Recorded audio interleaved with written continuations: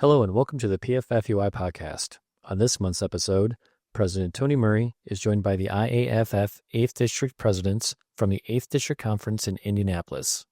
Chuck Sullivan, President of the Associated Firefighters of Illinois, Joe Baer, President of the Kentucky Professional Firefighters, Matt Sahr, President of the Michigan Professional Firefighters, and John Harvey, President of the Ohio Association of Professional Firefighters, discuss their beginnings in the fire service and their path to union leadership. Enjoy the show.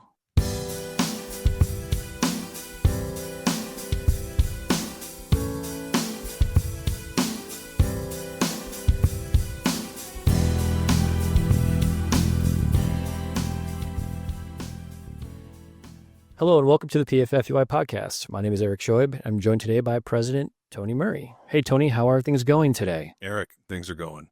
How are you?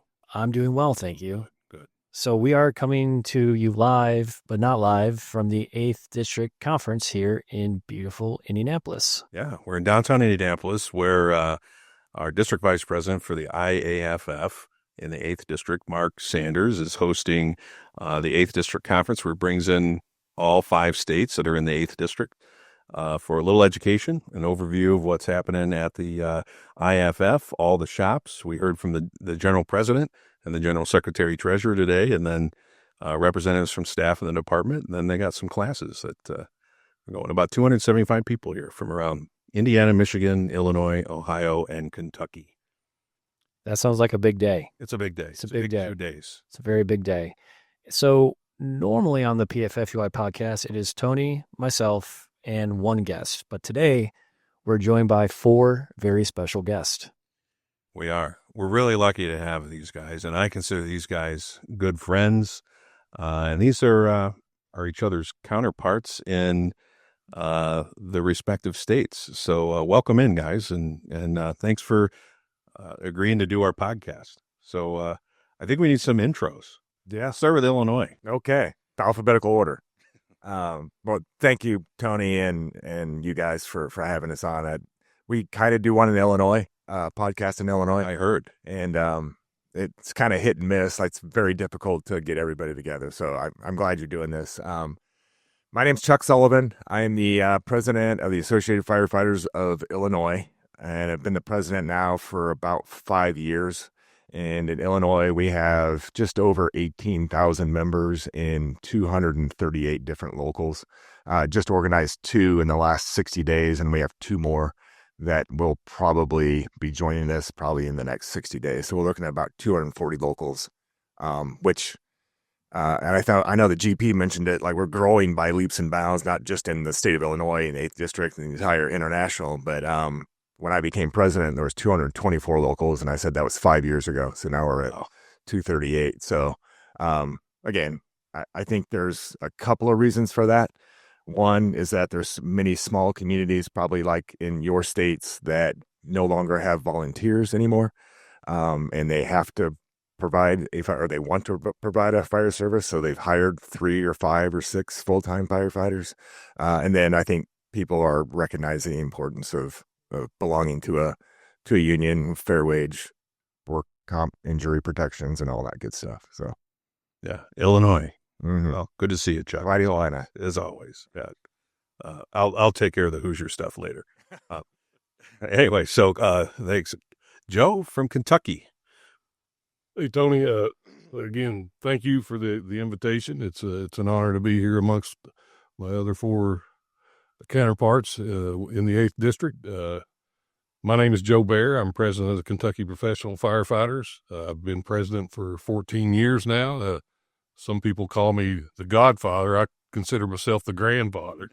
The Kentucky's comprised... Well, you are the most senior of the 8th District president. That is true. Kentucky's comprised of 45 locals. We're a significantly smaller state association than a lot of the others here in the 8th, but we have 2,300 members, as I said, 45 locals. Of those 45, only 9 have a CBA, so we're kind of unique there as well within the 8th District. So we've had a number of really positive conversations with other locals and getting them politically active so they can get recognized as well. In Kentucky, it's strictly at the discretion of the employer. for recognition. So that's that you have to be politically active and you have to get friends on the board. Yeah, that's great.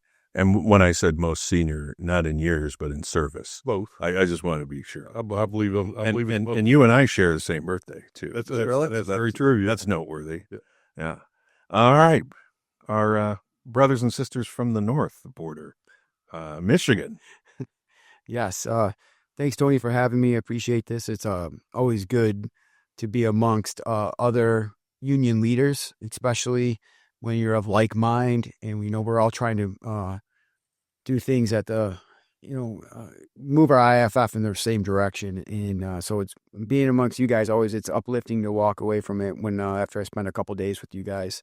And it means a lot, just even when we're hanging out, just, whether it's, having a drink or playing cards or just hearing each other's, victories or even some of our losses. It feels good. But Matt Sahr, president with the Michigan Professional Firefighters.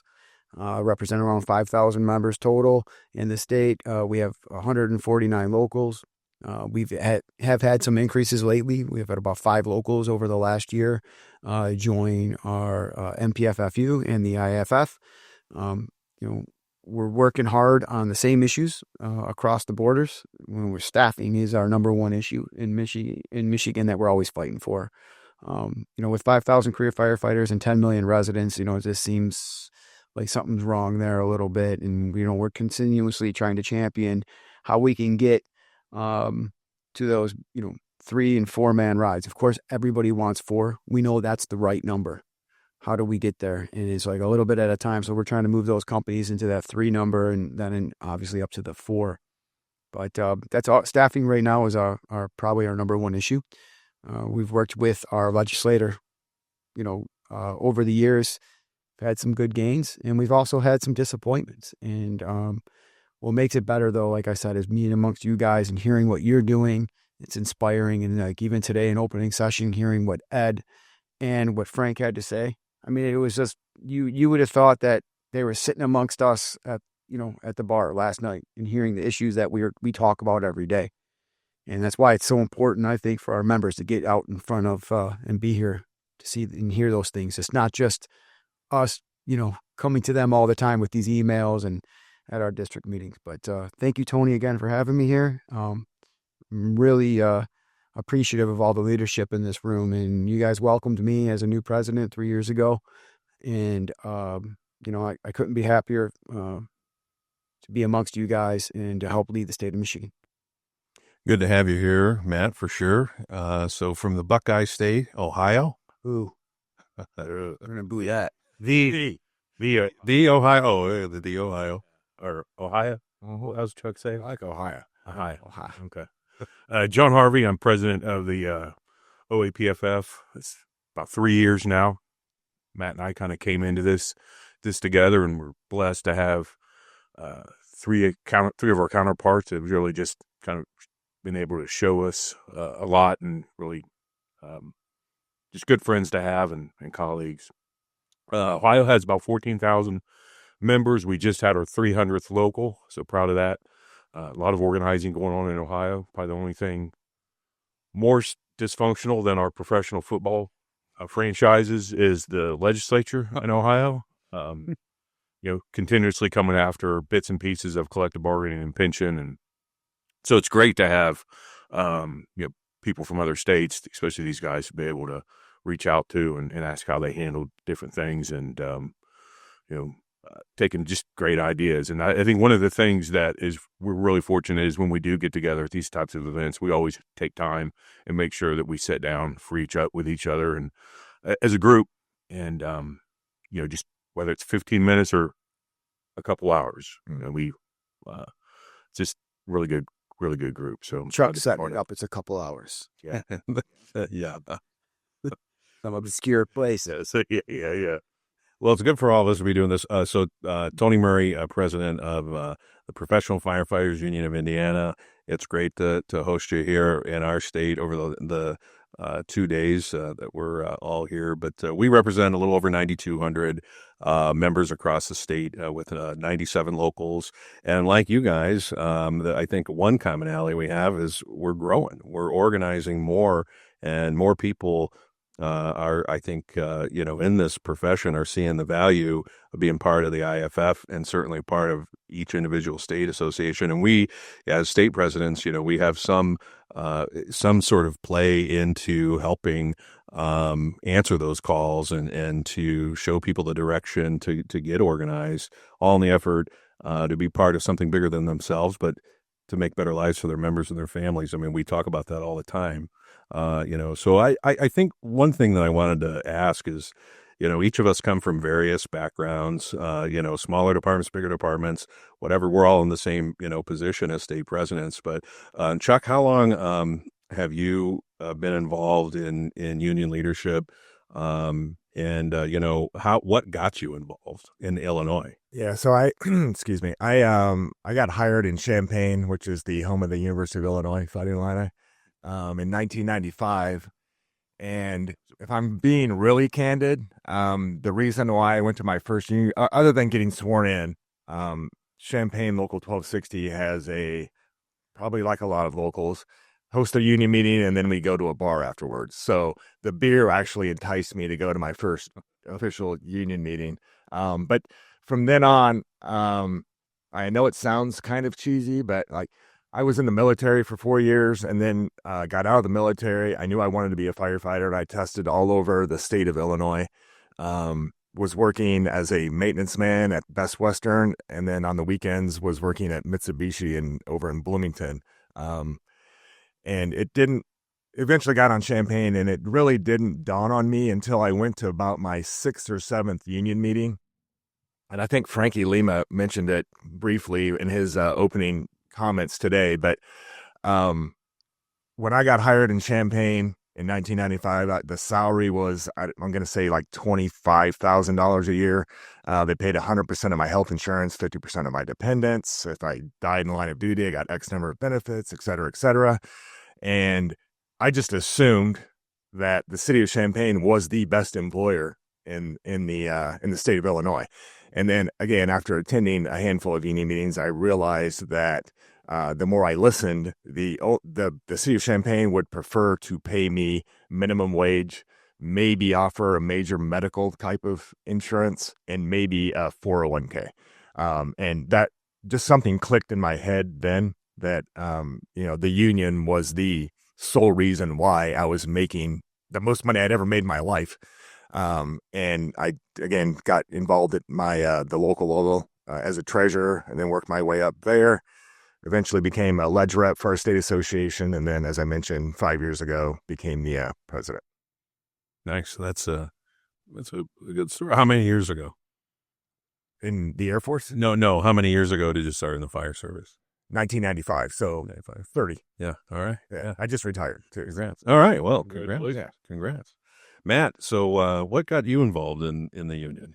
So when I started my career, I came onto a department that was lucky enough that in the community that I served, we had a former IAFF, and I consider him a legend, Dan Delgado. And if anybody that knows that name, he's pretty well known. He was working with the IAFF, and he helped organize throughout the 60s and 70s. He worked under, for multiple different general presidents, but he would come by the firehouse, and he would just stop in, and he would throw his keys on the table and say, "Who's driving me to the district meeting?" And as the new guy, I had a original president. His name was Frank Sahr. And he actually did a good job of cultivating me and saying, "Hey, you have to be involved. You've got to go to the district meetings." It wasn't like a choice. And by the way, you're going to look nice when you go there. You're going to look business casual. And by the way, you're driving Dan Delgado. And I was like, okay. So I would drive this guy that at the time, he was like in his 70s, and he would just start telling stories. And I'd be like, I wanted to go there and drink and have a good time. Now I'm driving this guy to the district meetings, and I don't know him from Adam. And he would tell me stories about organizing Memphis, Tennessee, and, running from the cops and getting jailed. And he would tell me stories about general presidents that, probably don't need to be shared. And he would just, tell me all kinds of different things. And, at the time, I was just taking a lot of those things for granted. But at the time, we were doing 4 district meetings a year. And every time I would drive him, and I drove him to every meeting for probably 5 years before I really got involved. And he cultivated that because he'd always tell the same stories, to be entirely honest, but then he would come up with one new one every time. There would be another story. And, this is a guy who shared a stage with Jimmy Hoffa, and I thought that was cool. So that would get my attention. And so Danny was my guy. And between Frank and Danny, they kind of, raised me up and said, you need to get involved. And Danny would I didn't say anything, and he couldn't hear. So it didn't matter. He would just tell us stories. And, I probably didn't do anything that I can remember, but he would you got to get involved. You got to join a committee. You have to go do this. And so I'm like, oh, okay. And over time, he just became my friend, and he kept on cultivating that. And I moved up, and then I get to come up and I meet Terry Chesney and Paul Huffnagel and Mark Doherty, my predecessor. And, I just kept on going, and I enjoyed it. I liked fighting for those that I thought were being treated unfairly. Little did I know that as a whole, we were being treated unfairly most of the time because they didn't want to give us those things, much like Chuck just mentioned.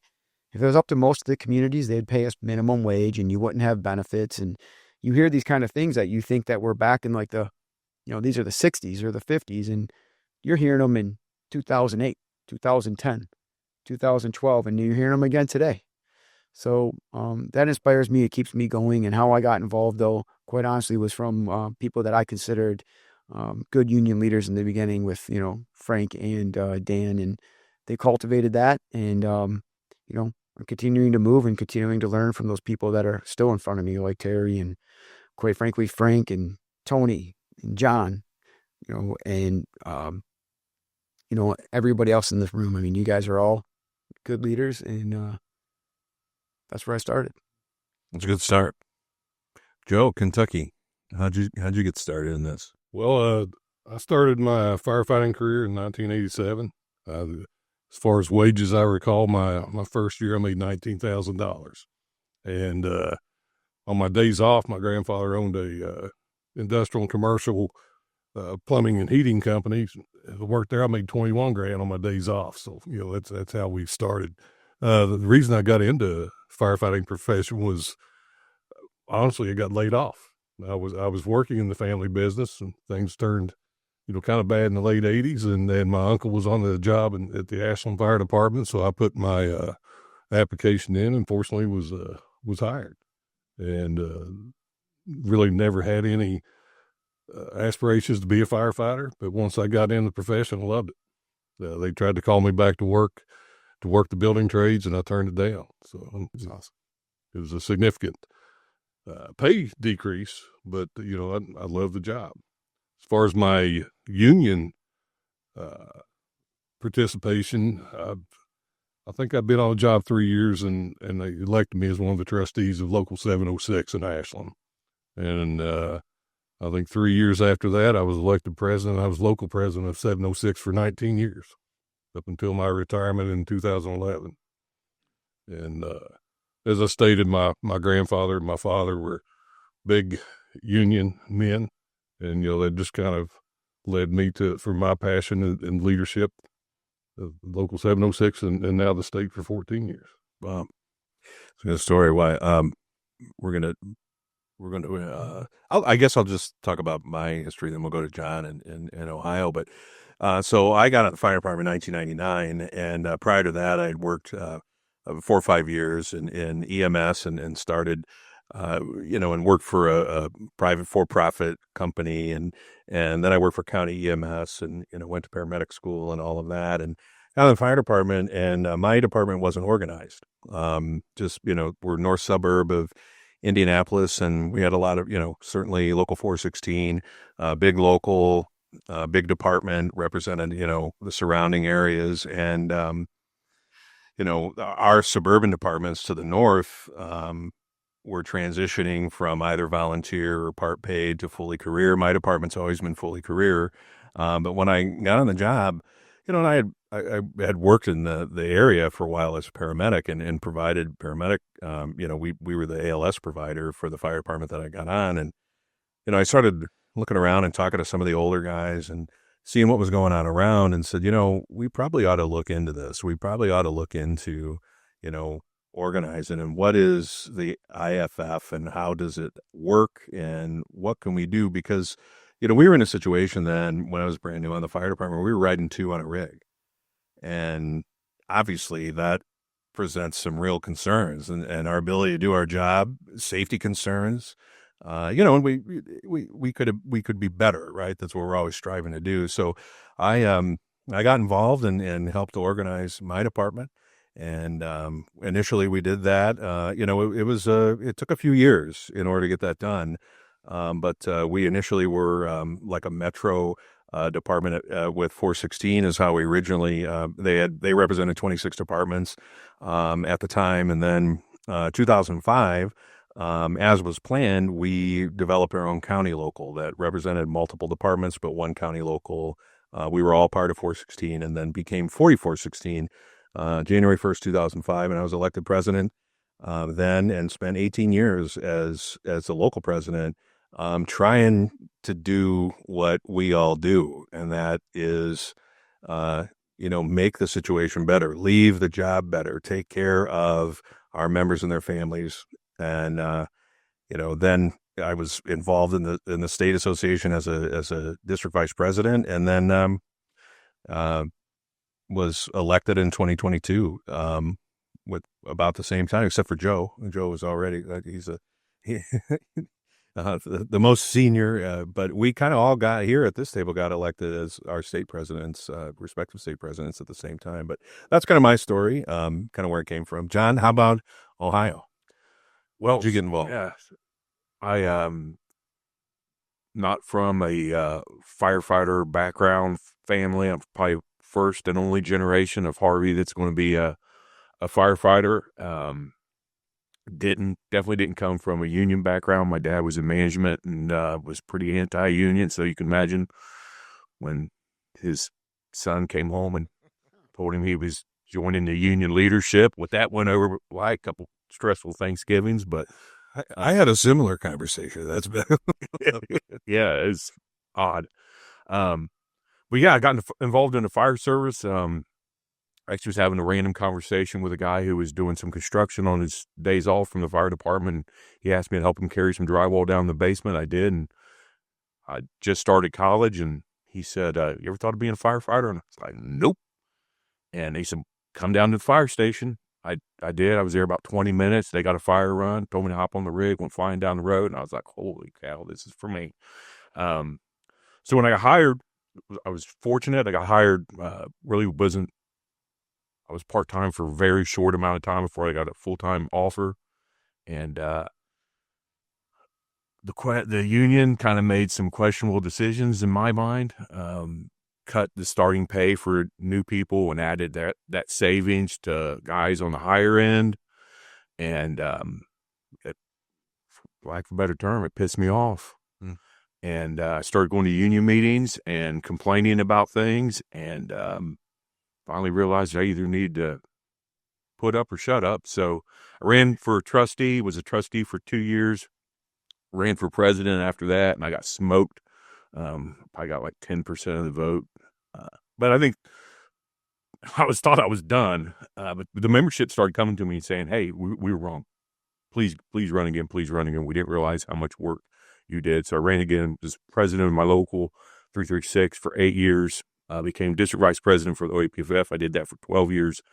And so 3 years now as the state president. And, I was fortunate to have, as I started Hamilton Local 20, we kind of have this big brother, little brother relationship. We're about 10 miles apart on Route 4 there in Southwest Ohio. And Bill Quinn was Local 20 president when I became 336 president, and just really took me under his wing. And then he was elected district vice president for the OEPFF and started appointing me to committees. And, just like you guys, right? I just worked hard and wanted to do a good job at everything I did. And I just kept given more and more responsibility. And then when Bill took his next step, I moved into his role. And for my first 2 years being president, I had the great benefit of him being a secretary treasurer for Ohio, and me being the president. So to be able to work with him like that was truly a blessing. But here in the 8th, our leader, our district vice president, Mark Sanders, was state president in Ohio and did just fantastic work. And, probably his biggest accomplishment and something we're, still fighting. Some aspects to it is Senate Bill 5, Issue 2, when they tried to strip our collective bargaining rights in the state of Ohio. And Mark led that and just did a phenomenal job. And, just proud to be able to walk in those guys' footsteps and try to build on what they've already done. So we all kind of come from similar backgrounds and similar stories. And, I think the one thing that I always take away, and whenever we see each other, we have all of us are always present at, whether it's the Federation of State and Provincial meeting or an IAFF function or some kind of training like this. It was alluded to earlier. We always make a point of getting together and catching up with one another and having a conversation, which I think is, I don't know if that's normal, but I think it's a great thing that we have, because the Midwest is different in some ways, but it's mostly similar in many other ways. And I think that because we talk, and whether we're texting or emailing or picking up the phone or whatever, we're all learning from each other, and the things that we're working on in our own states help us craft ideas about what do we need to be doing in our state, or how can we look at that model, or where are the challenges and the successes. But I think that I truly value that, and I think that that's really important, and I think it allows us and our members to be successful because, we do care about what we're doing. We do have those conversations, for each of us here in this room. And the general president said it today, that each state association's primary function is in the legislative arena in our state's legislative framework, whatever. I'm getting my tongue tied up here, but in the state houses, right? In the state houses is primarily where we do our work to look out for the interests of our members, and I think that we all benefit from sharing those stories and communicating about that. One of the things that the 8th district's a little bit unique. It's one of the bigger districts in the terms of the number of locals. A lot of members. I think that I don't know the exact figure, but I know we're probably upwards of 48,000 members, something like that. Hopefully that's close. But what do you? Why do state associations matter in your view? Like, from your perspective, either in your own state or looking at the district or looking across at the entire IAFF. Matt, what do you think? Why does it matter? Why do these state associations matter? Because we, in addition to the legislative stuff that we work on, we all provide additional services that help support as resources our many locals, almost down to the member, really, is kind of what it is. So why does it matter why do the state associations matter in your view? I use the statement all the time, and it was passed to me from Paul Huffnagel, that was the 8th District Vice President prior, is that we're a fraternal organization as well. We take care of each other. We're not just a union. We also take care of each other. And I watch that happen all the time when we have members that are, something happens with, the family or friends, and we're there to help take care of them. Is that member-to-member contact, or when we're having a local issue. I can tell you right now, we're dealing with like a staffing issue across the state in one of our locals, Grand Blanc, that recently had that church shooter that came in and then burned it down. They're dealing with an issue there, and I'm watching a couple of my VPs in that district and the one that borders it continue to work day in and day out. I mean, as we're sitting here, I'm getting text and we're talking about it. And so that's why, state associations matter, because we're delivering the service right down to the member. Like you said, you almost answered the question prior to, I feel like that was it. I mean, it's right to the member. And, I look at in this room, I mean, we have all similar stories, but two of them that, I can talk to John, he's in Ohio, and we have similar stuff. I talk to Tony, we have some similar stuff. But then I look at which is inspiring for me, is when I deal with Joe and then Chuck. And I say deal with them, I hear their stories, and it's motivational, because Chuck's I kind of look at him like the big dog, right? They've got all these services, they're doing all these things for their members, and I'm like, man, that is inspiring. It makes me want to go out and get it. And then I look at Joe, and he's historically a very conservative state. And then Joe's out there yep, I think it's Longhorn that you hang out at, or is it Applebee's? Well, both. Both, okay. It'll be preferably Longhorn. But Joe will tell me Oh man, same waitress. She knows what I get. She knows what I drink. I eat at the bar, and then I'm right back over to the State House in Lexington, Frankfurt. I'm sorry, Frankfurt, and I'm right back over there working on it. And then the relationships that he's building, you're like, man, this is pretty amazing.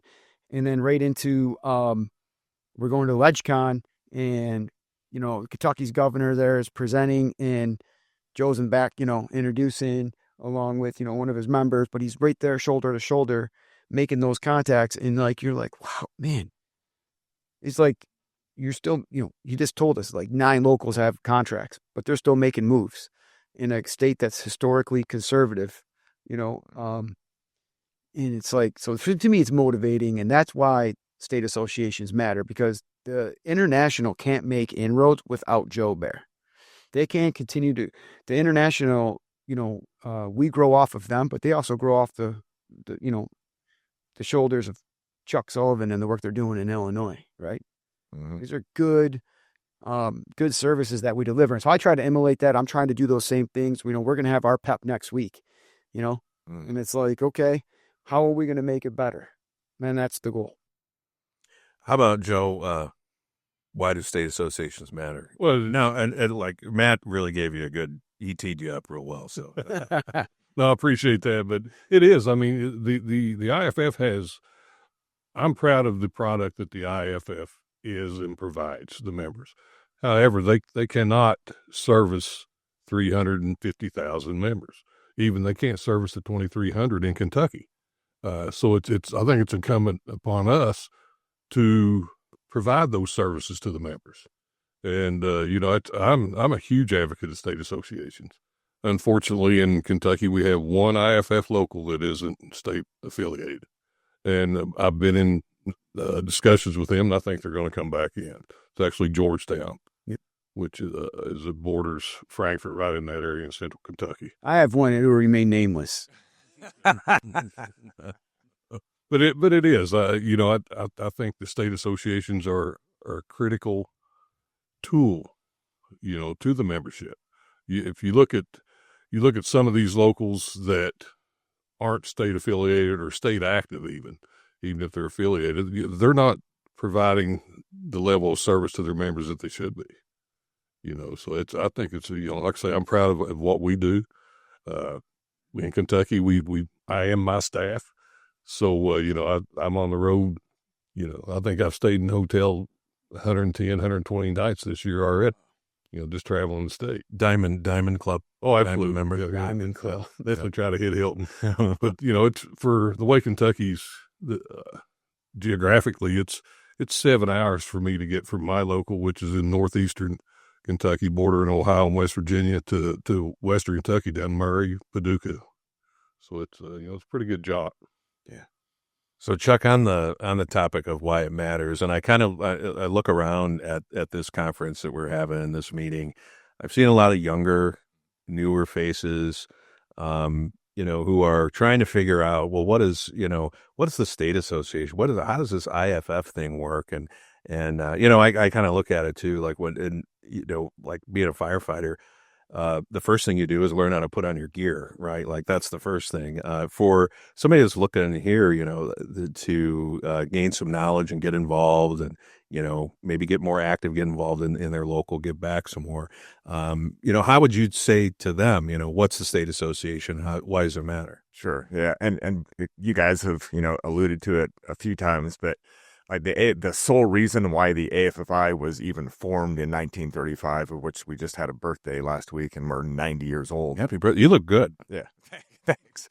But there was 12 locals in Illinois that went to Springfield, the capital of the state of Illinois, with the sole intention of improving their retirement security. That was the sole reason why they formed the AFFI.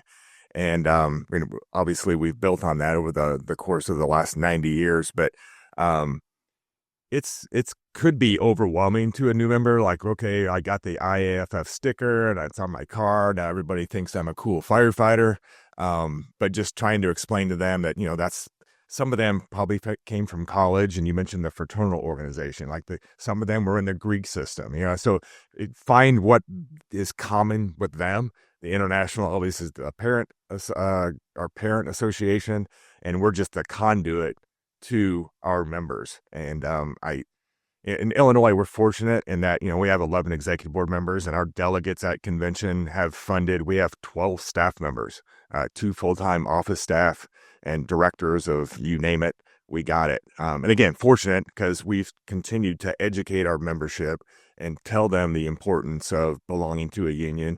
And I don't have to tell anybody in this room, or I'll tell anybody that's listening, that if Indiana or Ohio firefighters do not have a presence at the Capitol, slowly but surely, your opponents, who I assume most of you are, whether it's the municipal league or sometimes the fire chiefs, those benefits that you currently have will slowly be eroded or eliminated. So it's imperative that, we have a presence in Springfield, because when I got to Springfield in 2008, I had, like, everything that you look at right now has some voice, some lobby, whether it's the water, the plastic that in the water bottle, like the clothes that you wear, the bourbon. I mean, everybody has a lobby. Everybody, Heinz ketchup, like everybody. And we could get lost in that if we don't have a presence. So I guess I would focus mostly on the legislation to identify the benefits that you currently have, whether you're a Michigan firefighter or a Kentucky firefighter. And while I have the mic, like, I think it's important. Again, I feel like close to this group where I can just pick up the phone. I had Tony Murray send me like their Parkinson language, because Illinois doesn't have that. You know what I mean? Matt and I worked together to do a MDA tailgate with the Detroit Tigers and the Chicago White Sox. I called Joe on a Sunday, probably 6 months ago, and I wasn't cold calling Joe. Yeah. We had a member from Bloomington that died in a scuba accident in a lake in Kentucky. Now, Joe, it's Sunday afternoon, and he's probably wondering, why in the hell is Chuck Sullivan calling me? But in half a ring, Joe answered, because he knew me, right? And we've talked. And within 45 minutes, one of his DVPs was at the hospital with this Bloomington firefighter. So it's just little things like that I think makes our district obviously very biased.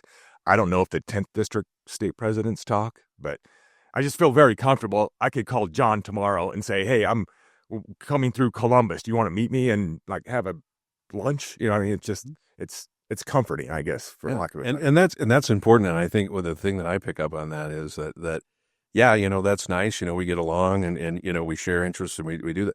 But our members in each of our state benefit directly from the thing that we have here, right? And I'll just, before we kick it to John, I'm just going to say, like, so from my perspective, why it matters. So I told you about, the reasons in my own department that I felt strongly about, that we organize and be a part of something like the IAFF and the PFFUI. We've made progress from that. We have advanced from those concerns. We've benefited from the legislative work, both at the state level and at the national level, from being involved in that. We've progressed, and that's the goal. And I just don't see us having gotten to this place and improved at the speed, or maybe at all, if we hadn't made that decision to, have a representative, have, somebody who was helping us, to go through this, and each of us has a state convention that really exemplifies sort of the bottom up, a way that our organization works and our union works, that our members and our local leaders are coming to those things and helping us craft what is the goal and objective, or what is the issue that needs to be working on. So, John, how do you see why state associations matter? Yeah, well, thanks. Hey, one thing I was as you were talking, and I thought, the cool thing about this group is I don't think there's any egos. We all really support each other, and if Tony gets appointed to an IFF committee, it's not, hey, I wish I would have. It's right. Good for Tony. Same thing with Matt. Joe, you're probably saying, thank God. I was just going to be some of that too. Thank God wasn't me. But I think if you just break it down to the most simple aspect of what we try to do in Ohio, and that's educate in legislation, and we try to educate because IFF does have such great services and they have so much to offer. But a guy from Paint Creek Fire District can't get the time off and may not have the funds to get to Indianapolis or Vegas or wherever those education things are. So we're kind of, I see us as like an outreach, especially to the smaller locals, so that they know, they understand the CERB laws, what they can do, what's an unfair labor practice, what are bargaining rights, what aren't bargaining rights under Ohio 4117. Those types of things. And then just, I think Chuck hit it just right on the head, that you have to have a presence at the State House. And in Ohio for, really after COVID, I think we left the State House and never went back. And it shows. And I think we're building that back. But it's, it takes time, it takes money, and, it takes a team. You can't do it yourself, especially in the crazy, I said about Ohio, our sessions go all year long for 2 years. The General Assembly does.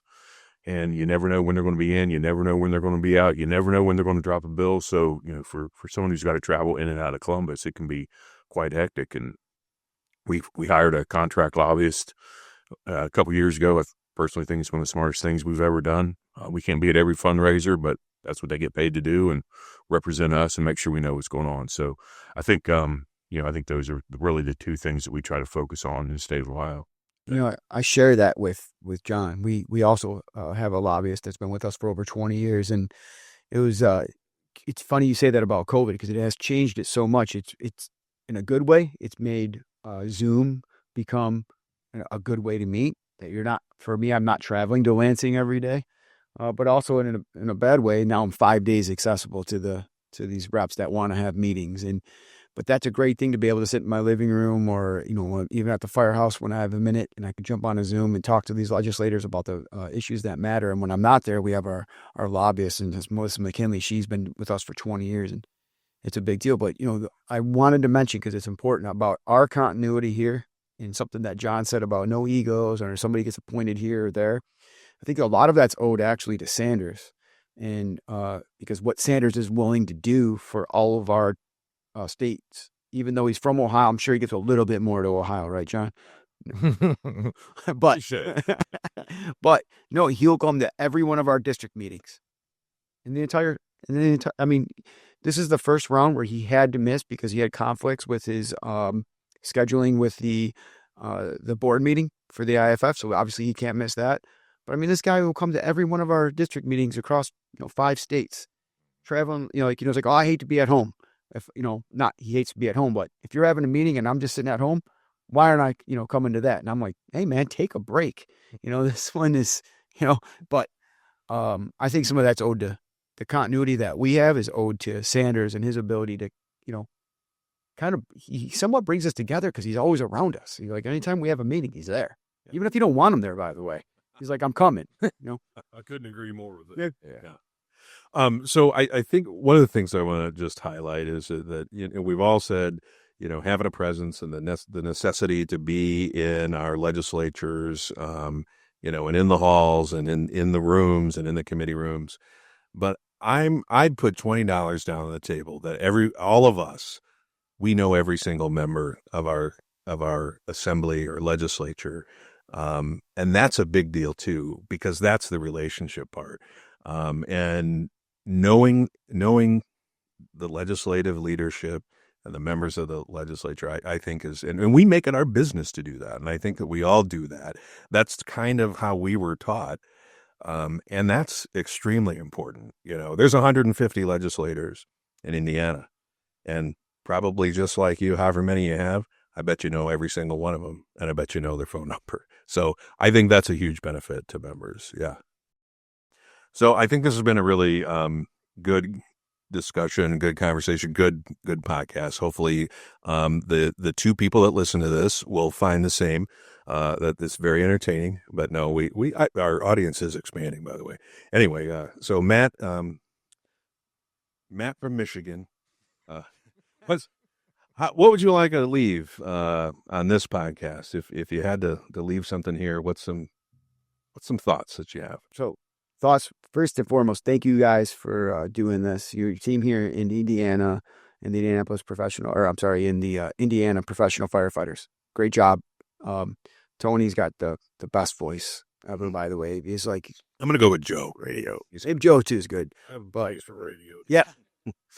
But my thought on for any member listening, whether from any of our states, would be, when you guys have an issue you're going to tackle, you have to continue to work at it. Seek the people out that are willing to help you and try to move you forward. And, it's easy to say don't take no for an answer, but I mean, work hard on what you want. If you want pension improvements, if you want healthcare improvements, you want those staffing improvements, continue to grind at those.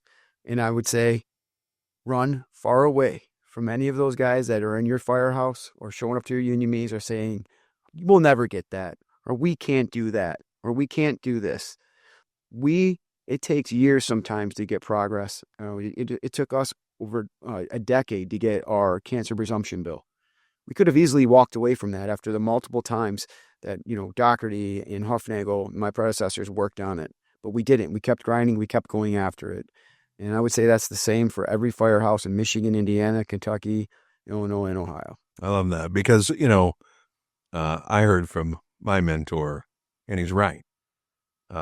Incremental progress is still progress. So I think that's great, Matt. Never give up, right? Mm-hmm.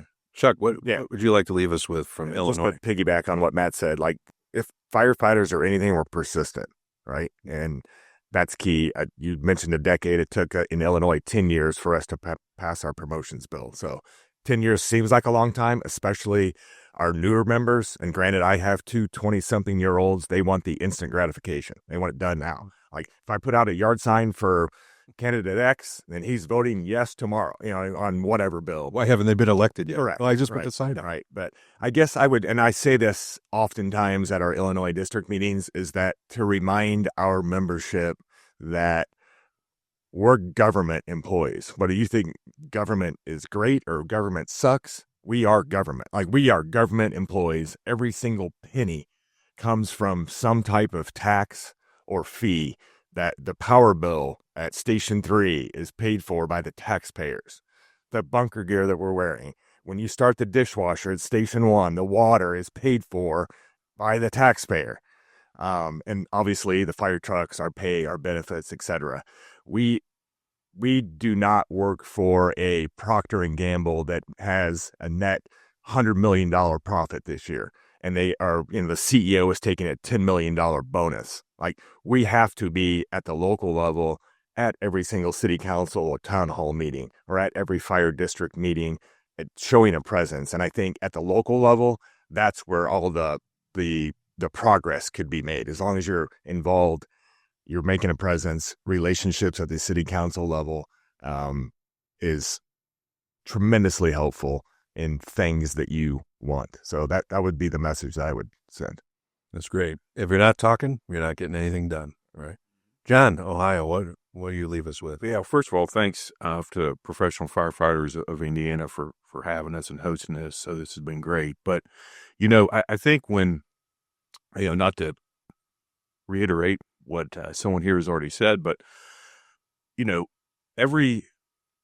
we do things for a reason, right? And we're passionate about what we do. And when we send things out, it's not based on anything other than what's best for the professional firefighters of Indiana or Michigan or Illinois or Kentucky or Ohio. And I think our members get too caught up in social issues and forget what their job is for and the benefits and the rights they have. And just thinking about the things we've talked about here today, cancer presumption, collective bargaining, staffing, right? That's what matters. So when we do make those political endorsements, and I just having conversations around this room, we truly don't care if you're Republican or Democrat, liberal, conservative. It doesn't really matter to us. What matters is where do those legislative people put themselves with our issues? And I think our members get too caught up in things that, don't affect their lives directly, don't affect their retirement, don't affect their ability to have those nice vehicles and a house on the lake or being able to truck to pull your boat, all those types of things. So, I think one thing to walk away from, I would like people to really think about is why we do things and what we're trying to tell our members and why we try to tell them that. So I think that's great. Yeah. That's great. Joe, Kentucky Joe, what do you leave us with? You know what? Excuse me. I hear all the comments and I agree with every one of them. The one thing that I always stress, and this word has been used a number of times in this conversation, it's relationships. The relationship that we have amongst each other in this room, the relationship that we have with the members that we serve, and the relationships that we develop with those elected officials, either on a local or a state level primarily. And you mentioned, about knowing every one of them in the state house. We have 138 in Kentucky. Typically, we have between 25 and 30 turnover every 2 years. So, as soon as election day is over in November, we're going back and we're looking, if we have new ones, we're going back and looking at what's their profession, where are they from, so you can develop that relationship as soon as they get in Frankfort on January 1. And that's what that is about, is the relationship aspect, because through that you build trust. And with these legislators, these elected officials, and that's the one thing that I continually harp on to our members, to do it on a local level. Develop those relationships with your councilmen or your aldermen or whatever they may be, your mayors, the city managers, because that is key and that will benefit your members. Well said, Joe. I think, for me, I would leave everybody with this, that, united we're better. And I think that we as 5 state presidents exemplify that. We also exemplify what's important to our members, and our members are mission oriented. And so are we in the work that we're doing individually and collectively. But unity matters. And you guys are colleagues, but with all sincerity, I consider you all friends too. And, we make each other better. Absolutely. And I really, I'm encouraged by this conference and seeing, new faces, new members get engaged and want to learn. Because I look forward to cultivating the next, generation who takes our place, right? And that's just as much important. We all have our own stories about how we arrived at that. So I just want to thank you for being here, being part of the podcast, and most importantly, for doing good work in your states and for being my friend. Thank you. Thank you, Tony. Thanks, Tony. Thank you for listening to the PFFUI podcast. Follow us on social media by searching the Professional Firefighters Union of Indiana. For more information about news and upcoming events, visit www.pffui.com. Until next time, this is PFFUI Communications Director Eric Shoaib. Stay safe.